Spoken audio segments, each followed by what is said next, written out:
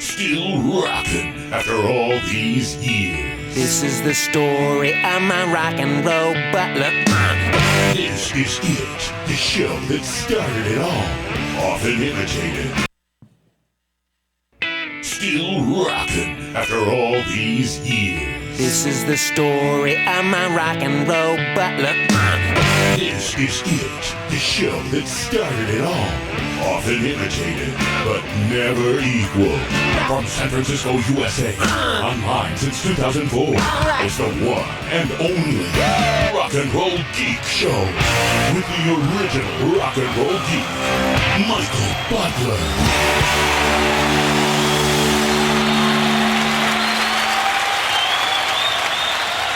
Welcome to the Rock and Roll Geek Show. My name's Michael Butler. Thanks a lot for joining me. I really appreciate it. Today is December 24th, 2016, and it's my birthday, Christmas Eve.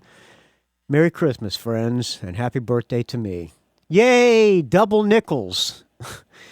That is old, man. That is really old. So in honor of my birthday and on Christmas, I'm going to do a free bonus episode. So if you're a Patreon donor, patreon.com/RNRGeek, this one's a freebie for you, friends, and it's a bonus episode. This is another one of the Lost Interview series.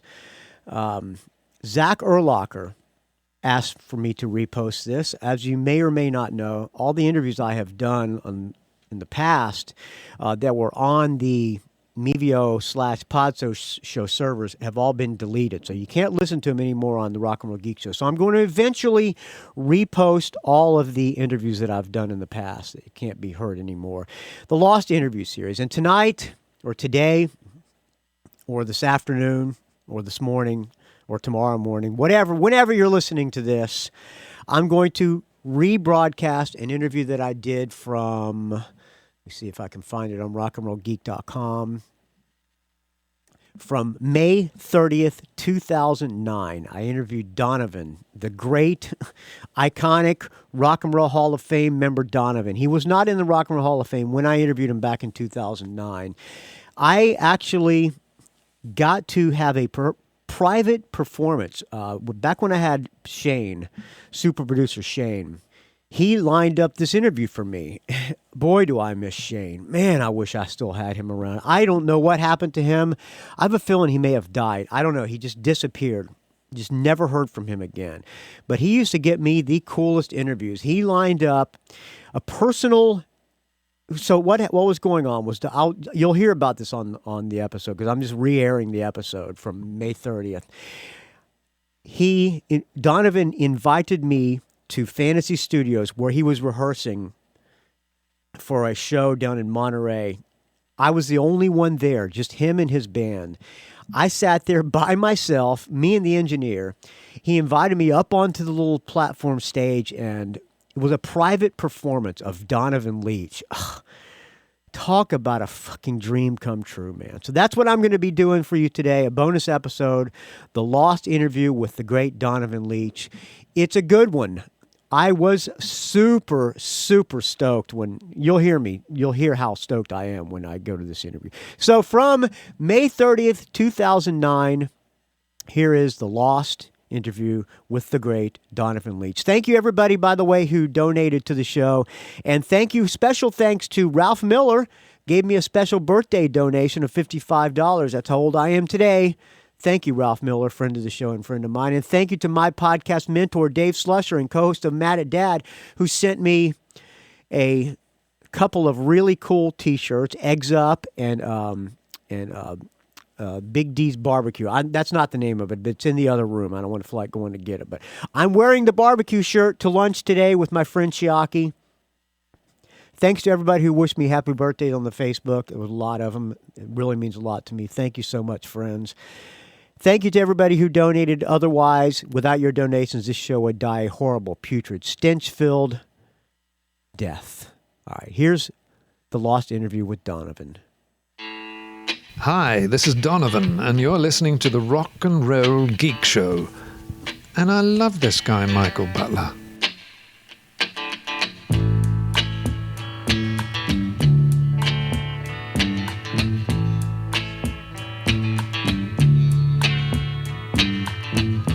When I look out my window, many sights to see. And when I look in my window,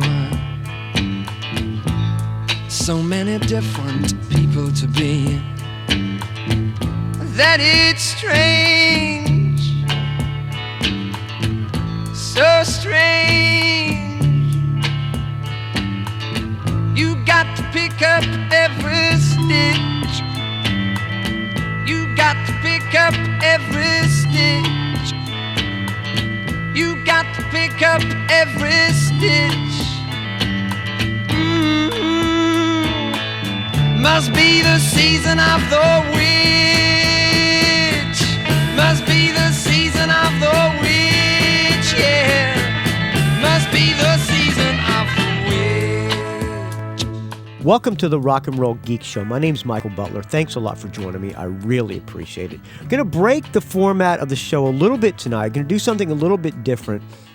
A while back, when I was doing my other show with Jasper, Good Clean Fun, somehow the subject of Donovan came up, and I started playing some Donovan tunes, and we just got into it about how great this guy is. And I remember just that he was such an influence on me. So somehow my producer, super producer Shane Chisholm, made this happen. He arranged for an interview with an icon named Donovan for me. And it happened. Donovan sent me a personal email inviting me to watch him play. So I went to Fantasy Studios, legendary Fantasy Studios in Berkeley, California, watched Donovan Leitch rehearse for a show that he's got coming up this weekend in Monterey in promotion of a DVD he has called Ritual Groove. I got to sit there and watch him play Hurdy-Gurdy Man, Season of the Witch, Mellow Yellow, a brand new song, and maybe even a couple other tunes. I was in heaven, man. So what I'm going to be playing for you today is an interview that I did with Donovan at Fantasy Studios. When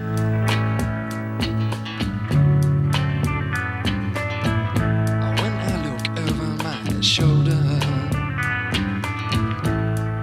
what do you think I see? Some old cat looking over his shoulder at me, and he's strange, sure is strange. You got to pick up every stitch. You got to pick up every stitch, yeah. Beatniks out to make it rich. Oh no, must be the season of the witch. Must be the season of the witch, yeah. Must be the season of the witch. We talked for about probably 30 or 45 minutes, and for someone who is such a rock and roll icon to me and to so many people, he was so nice. I could not believe it. This guy has played with everybody. Led Zeppelin backed him on Hurdy-Gurdy, and he played on Al. There's just so much history to go through. So this interview is very, very near and dear to my heart.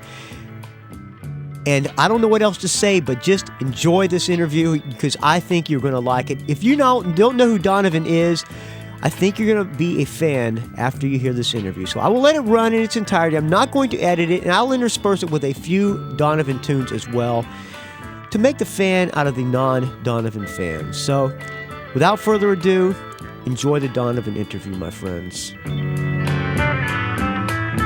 You got to pick up every stitch.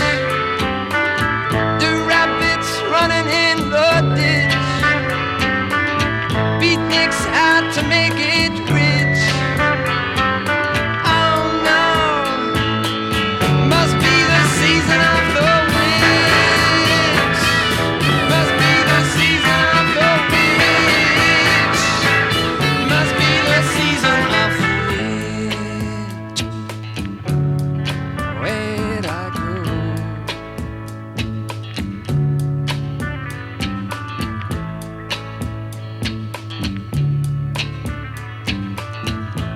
when I look out my window. What do you think I see? And when I look in my window, so many different people to be. It's strange, sure is strange. You got to pick up every stitch. You got to pick up every stitch. Two rabbits running in the ditch. Oh no, must be the season of the witch. Must be the season of the witch, yeah. Must be the season of the witch. Where'd I go?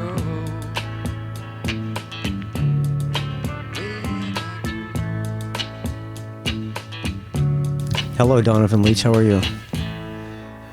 Hello, Michael. I'm pleased that we got together here in my rehearsal here in Fantasy Records, Fantasy Studios. It's really a historical building. Yes, it is. This is an overwhelming building. It is like huge. And it's got film studios also, and they've done quite a few famous soundtracks, which I'm sure if later you could add in to our interview. But on the wall out there, it's like a cast of It's like a great who's who of rock stars. legends. Yeah, and I was particularly impressed by seeing Jesse Fuller, the country blues singer Yeah. up there, who wrote a very famous song called San Francisco Bay Blues, which was a standard folk blues that all the guitar pickers would learn straight away from day one. You'd have to learn it. I got the blues from my baby down by the San Francisco Bay. And he played a 12-string. Yes. The ocean liner has gone so far away. And he also played with his foot a pedal, like a drum pedal, but it hit a bass note. Boom, boom. And so he had one-man band. He had the bass with the one foot, he had the 12-string guitar, and very important to me and Bob Dylan and Neil Young and others, he had a harmonica around his neck. Right. And so this whole thing of being able to play... Is he the guy that influenced you guys to do the... He was an influence on me, Jesse Fuller, because I love 12-string, and not many people play 12-string. Leo Kotke, is it? He plays 12, doesn't he? And the big... the big blues 12-string player, Jesse Fuller, was a songwriter, and that was in itself an influence, you see. Crazy about a woman living in the neighborhood. She's the kind of woman who mean no one no good. And so these good time, ragtime songs that Jesse Fuller played, and his album is on the wall. I wonder if he recorded them here. Anyway, enough of the history. You're the future. Right. What we got is Rock and Roll Geek show Exactly. here. You got some questions for me? Well, first of all, happy belated birthday. What did you have? Happy birthday belated. Yeah, thank you. How did you? What are you? 63? Yeah, I thought I was 64, so I was walking around all day singing McCartney's song. How did you celebrate your birthday? Very, very low key. Very low key. I didn't really do it much. I've celebrated 60, I think, more than I did 1, 2, and 3. Not much, just hanging out in Ireland. Actually, I was in between Ireland and Mallorca, where I work in a little studio down there in Spain. My mother used to play your records when I was like 8 years old. Yeah. I think you were the very first record I ever heard. Wow. So you pretty much got me started on the path to loving rock music. And I always tell people, I told you this before we turned the microphone on, I always tell people that even though you were an acoustic folk guy, you were more rock and roll than most of the hard rock guys, even though hard rock hadn't really started yet. You had more rock and roll than the people who came after you doing the hard rock. And you were like one of the original rock stars. Well, I'm gathering this archive. You know, I found 400 tapes in a basement somewhere, and I'm covering them into digital. But as I gather my archive, I find that an album called Open Road was very, very meaty and very beaty and bouncy. It was 3-piece, you know, and it sort of was 3-piece rock.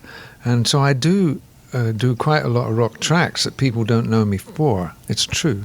And Mickey Most, I guess Mickey Most is how you got, he was like the first guy. And did you ever meet Susie Quattro, who he did? Sure, Susie Quattro actually was backup on a couple of my tracks. Oh, really? What songs? And I'm trying to think which ones it were. Was it Cosmic Wheels? Gosh, she was on... And of course her producer... Was she on Barabajaggle? My God, she might have been on there. That was 1968. But Susie had come in from Detroit, I think. Yeah. And Mickey Most saw straight away that here was a gal who had the goods and the attitude. Attitude is everything, see? Yeah. You've got to stand behind what you believe in. You've got to stand in those boots. You've got to stand with that guitar and you've got to do it. You want to mean it. And she did. And Susie actually sent me a birthday greeting was it 40 years? Yeah. Last year she sent me a 40 years of music greeting. Susie Quattro, she's great. Yeah, did you ever know her, the guy who wrote the songs with her, Mike Chapman? Yeah, sure. Yeah, Mike. Because I wrote all my own songs, so I didn't really need to co-write with others. But I know of Mike, and I met Mike a couple of times, yeah. Yes, they've both been on the show, and they were like Have they? huge. I'm huge fans of all of them. So Mickey Most, your big, huge hits were with Mickey Most. Yeah. And I read somewhere that you guys had a falling out. Either one, or I don't remember if it was either you or him. I think the quote was, one of you guys objected to a lot of hangers-on and things that were happening in the studio. Oh, no, that would be Mickey, of course. He objected to Same it. thing happened. Well, the same thing happened with Hendrix. And the same thing happens with a lot of solo, sort of basically solo artists that don't have bands. We play with very different sets of musicians all the time. And when we arrived in Hollywood, it was probably 68 or 69. Mickey and I called for a session and we got together, and of course lots of people were hanging out. Stephen Stills was there, Nils Logfren, two of the Three Dog Night, and we had a party, and it was Were there 60s. drugs happening or something? Oh yeah, everybody was having a good time. But Mickey had always worked with me in a very serious way. We made records. We wasn't hanging out and getting high all the time making these records, but this was a party, and there was a falling out. And so that's why you guys yeah. split up then? Yeah, we did. I went off to make records on my own for a little while, but then we got back together and Yes, did I was going to singles. ask you about that, yeah. But the same thing happened with Chaz Chandler, the bass player of the Animals. With Mickey Most? With Jimi Hendrix. Okay. Because Chaz was Jimi Hendrix's producer. And, But Mickey produced the Animals as well, I believe, and right? Mickey produced the Animals. And so they were all in, well, it's a very small family of artists and musicians. That was a and great scene producers. back then with Mickey Most. Yeah, so they actually shared an office maybe at one point. I don't know, Chaz and Mickey. I know that the Zeppelin's manager, Peter Grant, shared an office with Mickey. Anyway, it was a small community. But what happened was Hendrix got in the studio with pals. Yeah. And started jamming, and Chaz said, "Jimmy, I can't do this." And Mickey said the same to me. "I can't make a session. It's too loose. It's too wild." And so he said, "I can't do it." So we had a falling out, but then we had a falling in. So how did the reunion take place? I mean, when you guys first saw each other, did you talk on the phone first, or? No, it was Clive Davis of the guy. You were the first guy he ever signed, by the way, right? Yeah, Clive Davis was the first big record company for me. Epic, Columbia, He got New you two York. back together? No, what happened was I went in and started recording myself, and I was making Barabajaggle album, and it got to the point where Clive Davis said the contract's really with you and Mickey. Oh, So can you get together with Mickey and make at least a single? So we got together again, Mickey and I, in London, and Mickey said, "What about Beck? Jeff and I are making a record called Beckola, Mickey Most and Jeff Beck, and what have you got?" And I played him a couple of songs, and he said, "What's that thing called, Barabajaggle?" so the Let's entire do that. Jeff Beck group played on that song, right? Yeah, including well, Ron Mickey- Wood on bass. Yeah, Mickey said, "Look, let's do." Clive wants a single for this album, Barabajaggle, because it was only 5 or 6 tracks recorded, Right. and it was becoming an album. And then he said, "Let's make a single," and he said, "I'm working with Beck. How about working with the whole band?" And Beck's band at the time was Ronnie Wood on bass, and Nicky Hopkins on piano, Yep. Mickey Waller on drums, and Jeff Beck on guitar. Wow. This was an enormously exciting venture. Now, I arrived at the studio, and Mickey Mouse had laid it all out with hors d'oeuvres and nice wines, and just like Mickey does.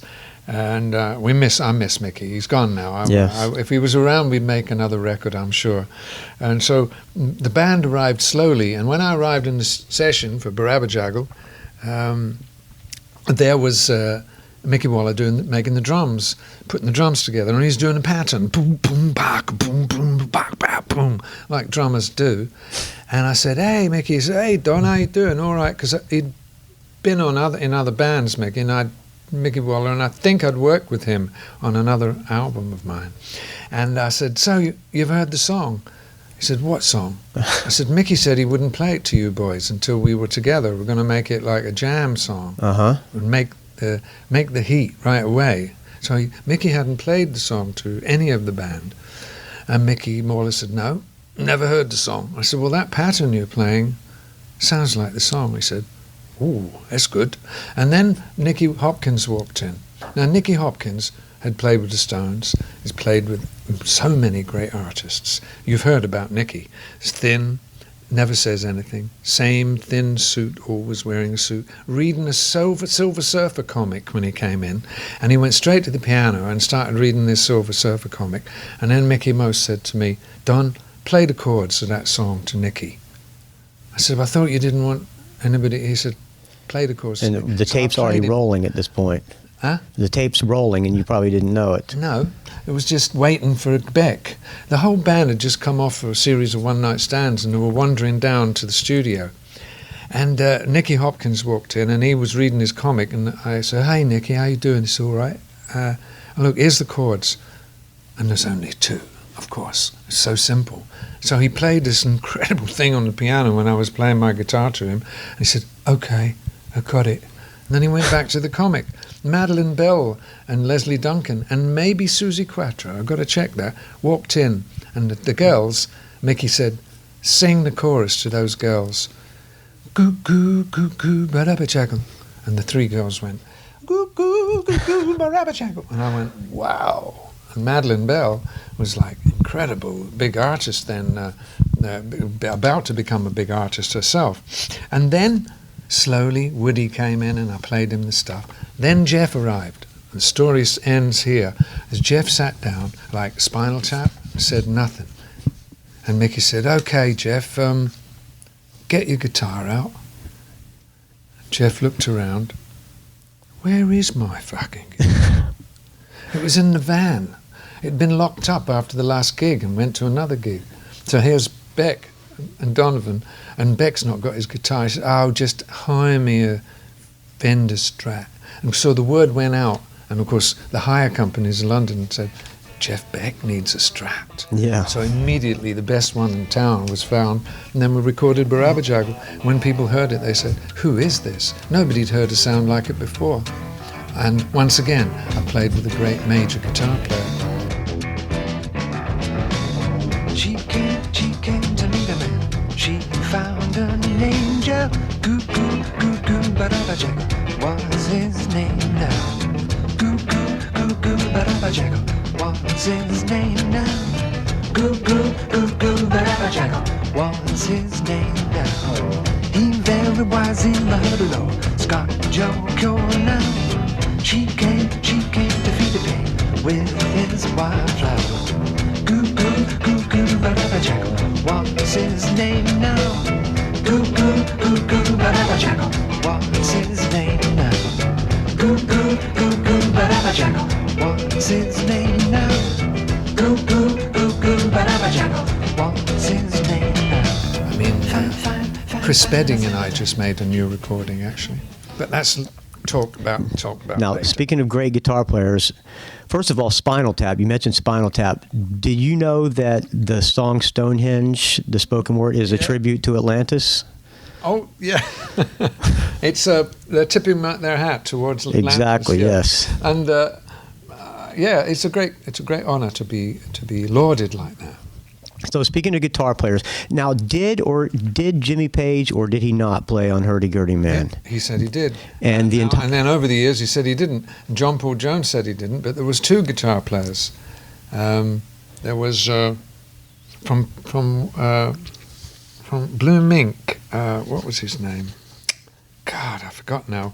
We had 2 guitar players. I swore. I mean, Page was definitely on Sunshine Superman, and now there's a question. He was on Hurdy Gurdy. And John Paul Jones was also on it. And Was John Bonham? John Paul Jones arranged Hurdy Gurdy Man. Yes, and that's he right. arranged Mellow Yellow, and he played on both. Actually, I read that John Paul Jones arranged Sunshine Superman or Season of the Witch. No, Sunshine Superman. No, he did Mellow Yellow and Hurdy Gurdy Man. Mellow Yellow, for that's sure. right. Yeah. And we did some album tracks as well. Yeah. So you were this acoustic guy doing really light music, but you had Led Zeppelin as the backing band. Jeff Beck Group doesn't get more rock than that. And that was when the 2 things were going to marry, because what Zeppelin actually is a storytelling. Yeah, exactly. A hard rock folk band using heavy metal riffs. Yes. It wasn't called metal then, but what you actually got was the power riffs based on rhythm and blues and folk background.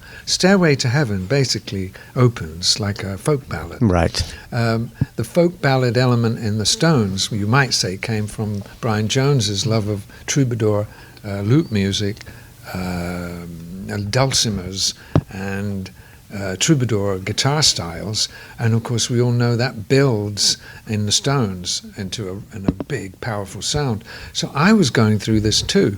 So what I was doing was, when I actually heard my guitar buzzing, my acoustic guitar buzzing, I would hear, having seen and known The Who and the Kinks and seen Hendrix when he first played the very first night, because I was friends with Chas Chandler, and when he brought Jimmy over, and Gypsy Dave and I were the first to meet Hendrix when he arrived in town. When I saw what Hendrix was doing, and I saw the power guitar riffs that were coming out of Kinks and out of The Who, in my head, when I was playing acoustic, I was hearing power riffs. And when I wrote Hurdy Gurdy Man, I said to Mickey Mouse, "This is for Jimi Hendrix." And he said, "No, it's for you." Yeah, I said, that's "Can right. we get Hendrix?" And we couldn't that night because he was on a one-night stand. And so power chords are in my head when I'm writing acoustic songs. Thrown like a star in my vast sleep, I opened my eyes to take a peep, to find that I was by the sea, gazing with tranquility.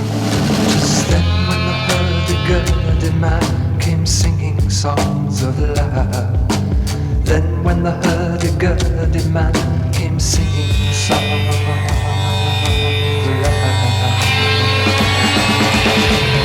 Hurdy-gurdy, hurdy-gurdy, sad. Hurdy-gurdy, hurdy-gurdy, hurdy-gurdy, sad.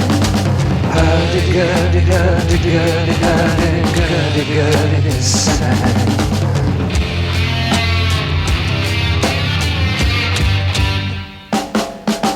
Histories of ages past, unenlightened shadows cast down through all eternity, the crying of humanity.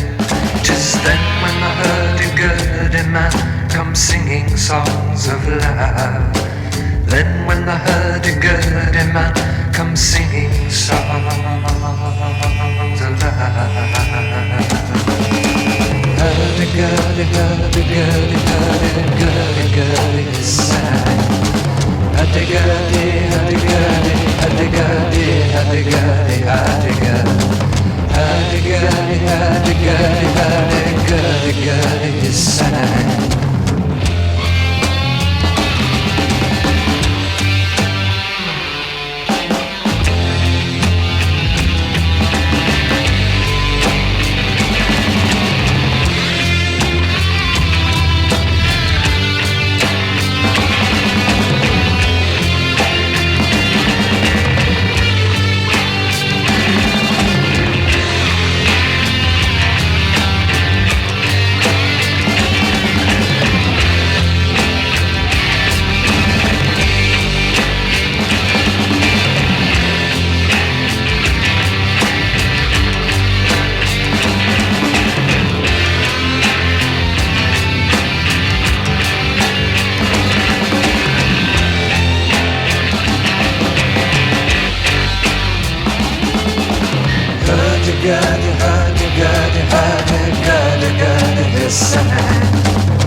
comes a roly-poly man, he's singing songs of love.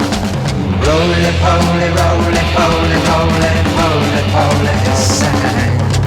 Hurdy-gurdy, hurdy-gurdy, hurdy-gurdy, he sang. Hurdy-gurdy, hurdy-gurdy, hurdy-gurdy. The song Mellow Yellow did this. What is that exactly as an electrical banana? Is that a vibrator? Yeah, it is. Okay. But for a while, people thought it was something to do with smoking bananas. And right. Tonight, it looks like I'm going to see a guy.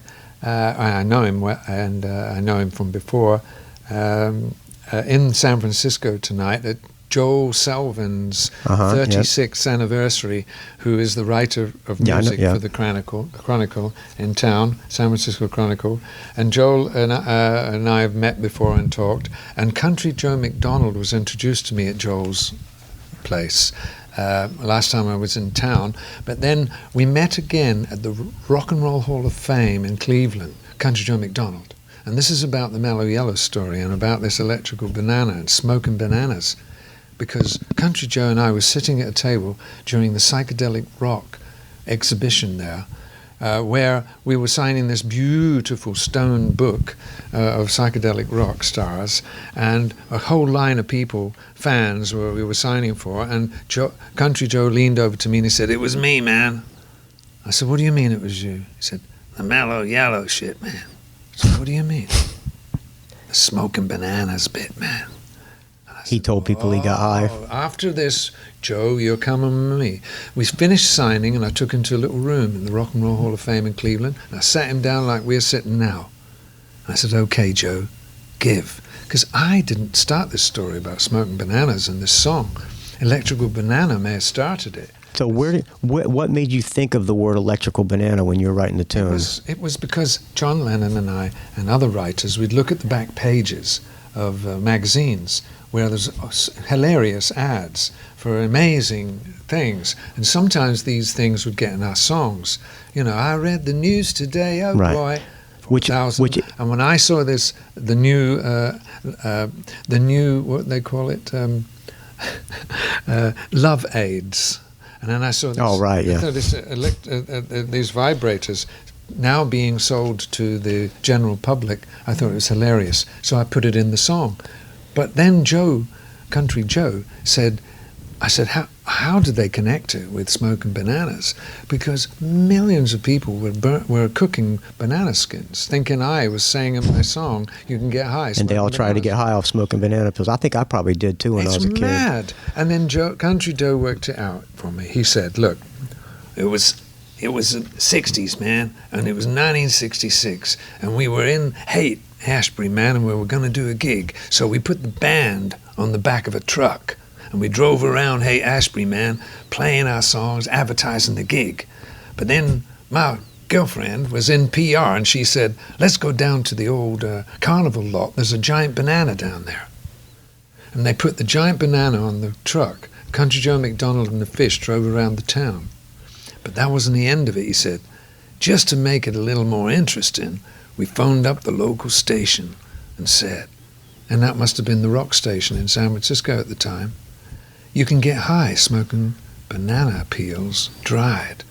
And I looked at him and he said, "But Donovan, that would have lasted a weekend and people would have forgotten. But that then Friday, you came up with the tune. You released Nice. Mellow Look at that. Yellow." And Boom! And the two things met. And in those days when two things meet in the 60s and the press get hold of it, it went everywhere around the world. And so for 40 years it followed me, the story of smoking bananas, and I didn't know where it had come from. And that's the story. And that was the biggest hit. And you know, the soda company came out with the soda Mellow Yellow. Did you copyright the name Mellow Yellow? Did they have to pay you for that? You can't copyright a name, I found out. So you didn't make a dime off Mellow Yellow. You can call your shop, your store Revolution. You can call it Lady Madonna. You can call it Mellow Yellow. I can call it the Hurdy Gurdy Man if I want to. Anything. But unless you have a product, unless you've printed up 120 T-shirts and copyrighted trademarked a company name called Mellow Yellow, no. But then they wouldn't have used it then. But Mellow Yellow the publisher phoned up and said, "Do you want to use the song?" And they said, "No, we just want to use the name." But it's a kind of an honor in a way. Did people think that was a novelty tune back then? There's lots of music hall in pop music, you know. When I'm 64, or all you need Yeah, it was is a quirky love. tune, but still was. Ba-ba-da-da-da. All you need. They're not really what you'd call mainstream rock songs, you know. They're not from the roots of rock. But that song, But they're kind of, what did you call it? a novelty A tune? novelty song. There are novelty songs, but it's a way of putting over a tune. Actually, the novelty is in the lyric, Yeah. and it means a lot of black American music. The blues singers have always, when they write a song, have double meanings because they had to speak a special language like rappers do. Right. They had to speak in a special language that only they knew, what only the community knew. And so we also were an underground community, and we used codes like being mellow meant like you were being chilled out, man, and you were using an alternative to alcohol. You were smoking pot. Yeah, mellow was kind of like the Get hipster mellow, term. man. Chill out. Be cool. Be hip. Yeah. Be groovy. All these words. Yeah, it was kind of the word of the. So it's a language, really. But the actual novelty was in the lyrics. The song itself, the tune, is direct from the roots music of New Orleans. I actually was sitting in the Preservation Hall in 1966 on an American tour, listening to the last of the old Dixie jazz players, because, as you know, jazz and blues and folk is the roots of popular music. And you know, Electric Banana was also in Spinal Tap. That was a club that they played called the Electric Banana. Did you know that? That's cool. In Amsterdam, there are 3 legal pot cafes called Mellow Yellow as well. Yeah. Did Paul McCartney sing on that tune? He came in and sang Mellow Yellow, a little bit of a funny voice thing. We would visit each other's sessions, but not seriously recording and with Paul until we did that thing is now bootlegged, when he was recording Mary Hopkin, and Paul and I were in his basement making various recordings, trying to build an album for Mary Hopkin. And of course, I read that you taught the guys in the Beatles how to do the finger picking. What exactly is the claw hammer? Oh, your hand looks like a claw when you're doing it, but it's a style of guitar picking which is quite complex. But once you learn it, you're able to play intricate parts. It came from Ma Carter. That would be June Carter, who married Johnny Cash. It would be June Carter's grandmother in the 1920s, about 1928. The Carter family were the royal family of country music. This. And she took banjo picking, which looks like a claw when you're playing banjo. She took banjo picking and transposed it to guitar, and therefore opened a door for an enormous amount of new folk styles to come out. So in India, when I was picking, and when you're picking, by the way, it moves so fast you don't know what's going on. And it's natural when you learn it. So it has to be like instinctual. And then John said, "How do you do that?" I said, "What?" He said, "That stuff you're doing with your fingers." And so I said, it's a pattern. Do you want to learn? He said, "Yes, I do." And he took 2 days. It took me 3 days to learn it. And so you slow everything down as if you're slowing the movie down. You know, slowing the video down, slow motion. Yeah. So you slow down the picking, and then each day you learn a bit more. And John picked it up. You use all 6 strings? 4. Use 4 the top fingers. 4, the bottom, you use lower 4 4 fingers, not the little finger, but you No, I mean the use strings. all the fingers. On the strings, you basically, at one time, you can use all 6, yeah. I'm looking at your hand right now, and you have picked. Long It looks nails. like fingernails, but are they fingernails or are they guitar picks glued Well, to they're your? plastic, the way women go into a store and buy these nails and put them on, glue them on. You glue them on when you play? I glue them on. They don't last very long. I glue them on, and then I can pick style, finger style. And you pick. So do you leave those on, or you take them off after you finish They playing? fall off after a while because they're only So you on leave them on for several days. temporary, yeah. Huh. And they're not good for the nails. They Yeah. kind of dry them up a little bit. When I used to use my natural nails like a classical guitar Yeah. player, but then I had a different guitar then and a different string. When I started getting custom guitars made, and the steel strings were stronger and more powerful and louder, I started using these. Because most people use those things that like go around the fingers, the banjo picks. That's more of a steel, steel finger pick. It doesn't give you the contact that these do. Now, you sang on Alice Cooper's $1 Billion Babies. Yeah. I spoke to Alice Cooper at the end of last year. He's got a radio show. I know. I talked to him 2 weeks ago. You did. And we had an interview from his tour bus. And I'd written a new song for him called Rock and Roll Creature. Oh, nice. And we were going to try and record it before last Halloween, but it was too soon. We're going to try it for this Halloween.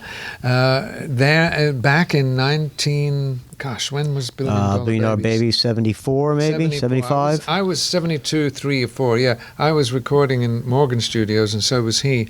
And I was doing Cosmic Wheels, and he came up to say hello, and he helped out on one of the tracks, not singing, but he conducted 4 teenage girls who were about 14 years old with their chaperones, and the chaperones were scared of Alice Cooper. Right. When Alice came in, they went and made a circle around the girls and started holding crosses out to Alice, saying, keep away, keep away.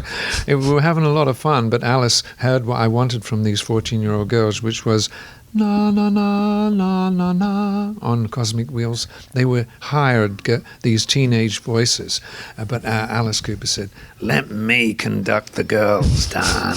Now, of course, the chaperones went crazy then, and they said, "No way." And then I said, "Look, let him try." And the girls were giggling because they knew it was Alice Cooper. So 4 14-year-old girls were conducted by Alice Cooper on my Cosmic Wheels album, but he kept asking them to sing nasty. Sing na na na na na na. Anyway, I said, "It can't be that nasty, Alice." Anyway, he helped me out on Cosmic Wheels. Then he said, "Why don't you come down and hear what I'm doing?" So I went downstairs, and there was a guy who looked like Keith Richards and played a guitar like Keith, but it wasn't Keith. It was one of Alice's band. Michael Bruce, possibly. Yeah, and they were making this enormous sound, which was a lot of fun. It was what we would call classic rock now. It was rock riffs, but it was dramatic.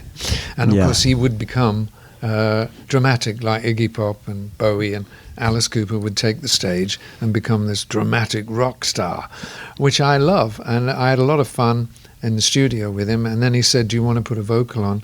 And I realized I'd already learned from Chris Squire of Yes Group, right, when he told me singers that sing in the falsetto are in bands that are really powerful, like Anderson in Yes, and like Robert Plant in Zeppelin. They have to sing above the guitars, so they sing.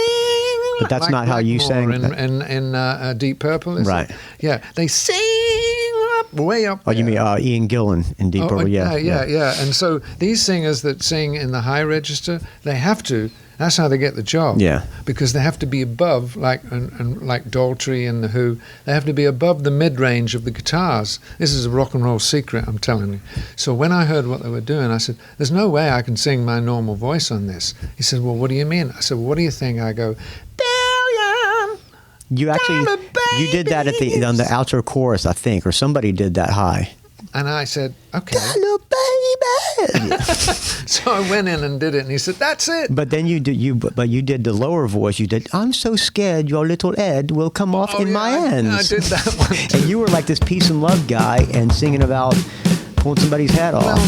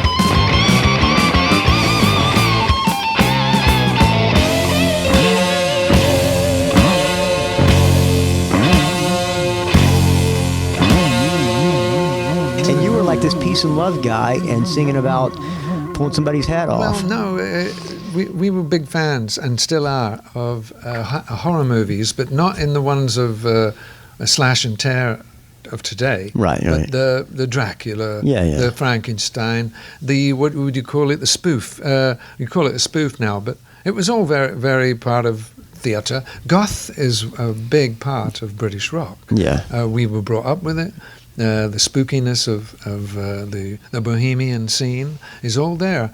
But then it was released, and I wasn't credited up front, which was fine with me. And for years, many people didn't know what it was. And when they heard about it, it was like, what? Yeah, I have told people that you sang on that, and I've had to look it up and prove to them that you sang on it. But and it went to #1. Exactly. No, it's a brilliant. That made your vocals make the thing. You start off doing the answer thing.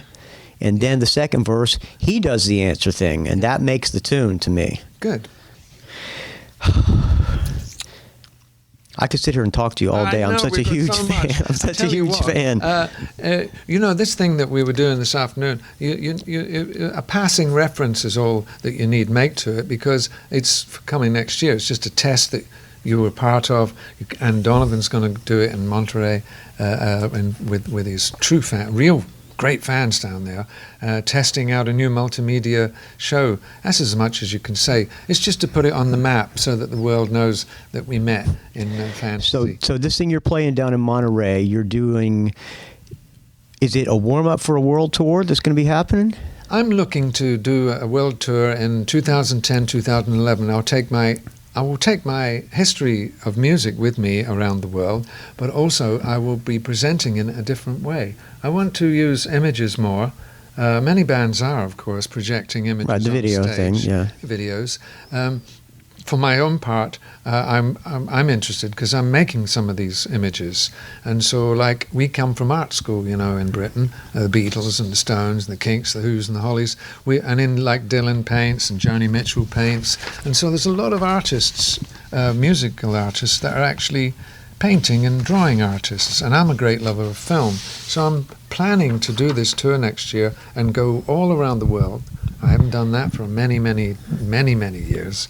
And while I'm doing it, I'm building a set of projections, an intense color show, and some backing tracks actually, which I will prepare beforehand, but mostly me live. And then I'm going to be introducing an aromatic, essential natural oils into the room, which is so it's going to be almost, so smells are going to emit while you're playing. Yeah, but only in a couple of parts of the show in Monterey to test how they work. Basically all the senses of color, sound, moving images, graphic art and aroma is what I'm experimenting with, and it requires a certain venue. It's difficult to do it in a stadium or a club, but theatres, when the one in Monterey, which is beautiful, the Golden State Theatre, is a preserved 1940s Moroccan-style cinema palace, but it's got screens.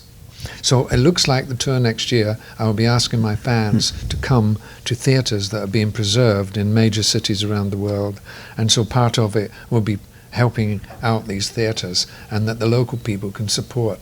And so they're not torn down and turned into car parks. But I have to go to a venue that has screens. Right. I don't want to carry the screens. And Monterey Golden State Theatre serves not only the music community but of our world, but also serves the movie-going community, because it shows movies as well. Right. So is there going to be an album released too? Because I think in 2007 you claimed you were supposed to be coming out with an album. I know. And you did this big promotion thing at South by Southwest. I know. What happened? And South by Southwest was the DVD. So the real thing that's on the street right now is Sunshine Superman, The Journey of Donovan. I'm going to give That's you a DVD. Copy. It's a DVD. It's the documentary of Donovan, 6 years in the making. Are there interviews with people? My God, yeah. Oh, good. Lots and lots of comments from everybody. Mainly it's myself telling a story, but this was 6 years in the making. It's got everything so far that I've done, and more, and footage I've never seen before. So really the thing on the street is a documentary, but the project I've been working on for the last year and a half is called Ritual Groove. The Monterey concert is called Ritual Groove. It's the test for the tour next year that will be called Ritual Groove, and 25 new and not so new tracks have been recorded for this project. The problem was, what do I do with it, Michael? Do I make a record deal? Make a label deal with those old-fashioned labels? You do it yourself. Dinosaurs. Keep all the money. Or do I do it myself? But I thought, is it really just a Donovan CD? Because so many of my songs are now in movies, TV commercials, TV series. There's 300 YouTube clips on my work. In a way, I said to myself, Ritual Groove, soundtrack to a movie not yet made. So I'm talking to people saying, how can I turn this over to the world's young filmmakers? So the idea of the new Donovan CD for fans is coming. So it's recorded? It's all recorded, the new CD? It's all recorded. I'm still recording some more tracks. And I think I heard one of them when you were rehearsing in there. Was that Illusion? Yeah, was Illusion. That beautiful tune? Thank you. The Illusion is part of it. The theme of the whole project, Ritual Groove, is respect for the planet. It's nothing new in my songs, but we must respect the planet. So passing over 25 songs to young filmmakers around the world who are making films on iMovie, you know, right, laptop. Yeah, on their computers. They're just doing it. In fact, my children's Coco and Sebastian, they're making movies all the time. So it occurred to me, Michael, have we entered the phase beyond videos where in actual fact music is immediately thought of with new audiences as with images? So why don't I pass the album to filmmakers? Of course, there's a lot of problems with YouTube and copyright and all that stuff. But I have to say, these are 25 new and not so new songs, and it's Ritual Groove, and it looks like it will be released this early summer, uploaded to iTunes with an accent saying, if you've got iMovie, get to work, make this movie. Because I don't want to make the movie. I want every young filmmaker in the world to make the new Donovan movie. It's not new, because other artists have passed their songs to young filmmakers, but what we're trying to do is encourage young filmmakers. And David Lynch, you know, David Lynch and I have been working on this meditation thing around the world for 2 years, and we finally invited McCartney and Ringo and Sheryl Crow and Eddie Vedder of Pearl Jam. We did a show on April 4 this year in Radio City. We had an enormous show, and that will be, David Lynch will edit and mix and complete that film for Christmas, Paul McCartney and Friends. So I'm into music and film. So David Lynch and I are talking about this new project, Ritual Groove, and saying, what is it? Is it a new Donovan CD, but it really is a movie, and therefore it should be young people making the pictures? So that's what I'm up to. And the new album is missing a couple of songs, I feel, even though there's 25 there. And so David Lynch and I took David's invitation and we went into his studio. This is hush-hush stuff. I didn't know that David Lynch also produced the music for his own movies. I didn't know that either. He does. He's got a studio full of retro guitars. Retro guitars, retro keyboards, but he plays in a very interesting way. He tunes all the guitars to open chords, and he strums them and just lets them vibrate, and he puts them through special effect machines and makes we should say it's like art music. And so David and I went in the studio 3 days ago, and he said, write a new song right now. And he threw a phrase at me, give me some of that. So I wrote a song called Give Me Some of That, and we recorded it, and he did this magic, just acoustic guitar and vocal, and we did this strange sort of thing. He did this strange thing with so I'm now working with David Lynch producing, and if that's not filmmaking and music, what is? So I'm really steeped in film music again. I've always loved film, and so new album, Ritual Groove. Watch my website, donovan.ie. So no trouble coming up with any melodies or anything? Still easy to write a song? I'm a master at it. Exactly. I turn on, if I want to turn the tap on, there is a special place I go to inside. Meditation is really important. You have to be able to dive into the creative pool. And how you go in is you turn off the thoughts and you start playing the chords. And I've done it so many times, I can open it up. In fact, I'm going to teach in August a group of 15 in a 12th century farmhouse in Britain under the Arvin Writing Foundation. I'm going to teach songwriting. Oh, nice. Maria McKee is my partner. Yes, way But underrated. What we're going to do, she's going to teach her technique, and I'm going to try and teach my technique, which is how to open up a chord. Keith Richards said, when they asked him, how do you write songs? He said, I play 3 Buddy Holly songs, one after the other, and the 4th one is mine. Exactly. Why? Because he's opening up the door of creative, and in that genre. So when you start making a mistake, or you play the Buddy Holly structure in a different way, you open up this door, and believe it or not, the melodies come out of the chord. The chord is everything, you know that. It just depends how you play it. That would be a good tip for somebody trying to write a song is find an artist. Find a genre. And play 3 songs, and then the 4th one you maybe have your own song. If you make a mistake, but don't say, the mistake is the new song. That mistake could be the door opening. Is that what you do? In many ways I have, because in actual fact you can't learn how to write unless you pick a master. For instance, Lennon. If you pick the songwriting of John Lennon, you have to learn at least 25 of his songs and play them again and again and again. You have to play them until people say, stop, you're driving me crazy. And then the more you play it, the more you become accustomed to the way John changed chords.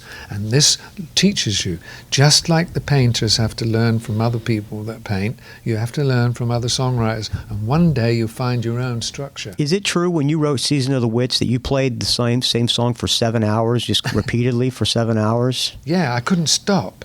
I knew that I'd opened up the gate, and in had come this thing, and I couldn't stop playing it. And you know what? Constantly, every new generation of musicians, I hear from one of them that they picked it up and they can't stop playing it either. There's something about it. You can jam this song for 6 hours. It's a great tune. Yeah, you do it. It's a great song. Led Zeppelin used to warm up their concerts with it because it covers the whole range. It's a groovy bass line, but you can thrash that chorus, man. Yes. And just keep thrashing that rock, and then it goes back into this thing. It's one of the heaviest mellow songs that there is. That's right. That's cool. I'm glad you said that. Donovan Leach, it has been an honor to talk to you. I'm like so nervous and starstruck right now, sir. Thank you for saying that. I also felt the same when I met people that I was really in awe of when I first, because I was 3 years younger than the Beatles and the Stones, but when I met them and I met all my other brothers and sisters in this music, they brought me in, and I think I just brought you in. It's a fraternity, and you're a player, and you're in a band, and we're all in the same band, really. It's called the Worldwide Band. Exactly. And if you've got chords, and you've got songs, and you've got heroes, just learn all the chords you can from these heroes, and at one point just keep playing them, and then if you want to write, one day a song will come. Well, I'm going to go home and play 4 Donovan tunes, and the 5th one's going to be mine. Oh, well, there's another trick. As soon as you start learning the actual structure that I did it in, and here's a trick here: you change the key with the capo, and play all the chords backwards to the same the same song, but play all the chords backwards. So if it's E A D G, it will be G D A E. Yeah, nice. And you'll find that you're turning the pattern around, but you got to listen also to what the chord is doing, because at one point the chord is going to be heavy with one of the notes, and you'll find when I play that, if I play the chord in a certain way, a certain note comes out in a different way, and that's interesting. The other secret is very, very common, and that's called tunings. When you tune your guitar to a fixed tuning. Right, an open that's tuning. why not many people can copy what the Stones do, because they use a lot of tunings. Yeah, tuning exactly. down, and the way the melodies come out, like Joni Mitchell used tunings all the time to do these unusual melodies. And so you have to keep fishing with these chords. The chords are like the fishing boat, and the more you play them and turn them upside down, and it can be first thing in the morning is good too, when you just wake up. and it's not, you can't even see yet, and you can keep the guitar low. Yeah, I usually find that some of the best songs strum it come up with before in the your morning. brain starts telling you what's going on. Was an island. You know what I mean? Yeah, yeah. You're going to do Lay something before the great intuitively that flood. you wouldn't do. In the All right, area thank you we so now much, call Mr. the Leach. I really Atlantic Ocean. So great an area of land that from her western shores those beautiful sailors journeyed to the south and the North Americas with ease in their ships with painted sails. To the east, Africa was her neighbor, across a short strait of sea miles. The great Egyptian age is but a remnant of the Atlantean culture. The antediluvian kings colonized the world. All the gods who play in the mythological dramas, in all legends from all lands, were from fair Atlantis.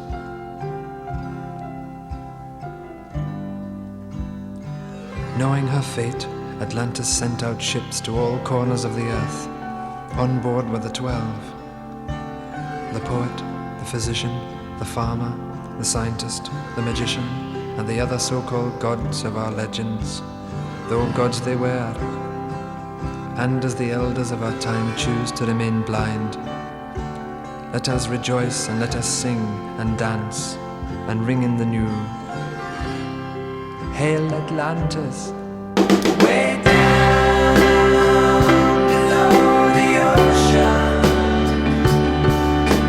where I wanna be, she may be. Way down below the ocean, where I wanna be, she may be. Way down below the ocean, where I wanna be, she may be. Way down below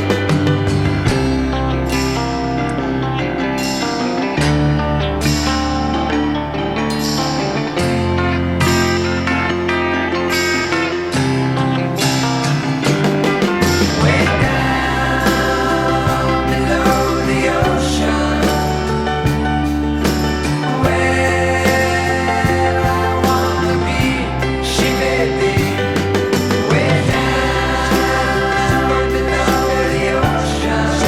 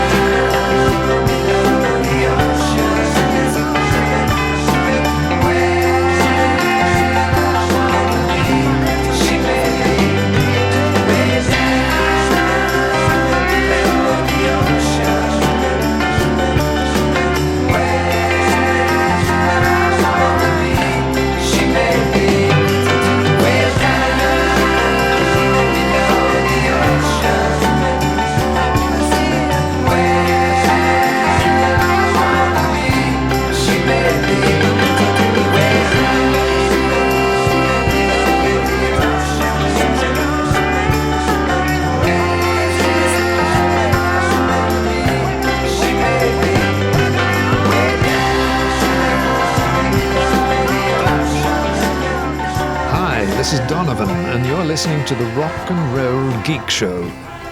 And I love this guy, Michael Butler. It's a rock and roll geek train wreck.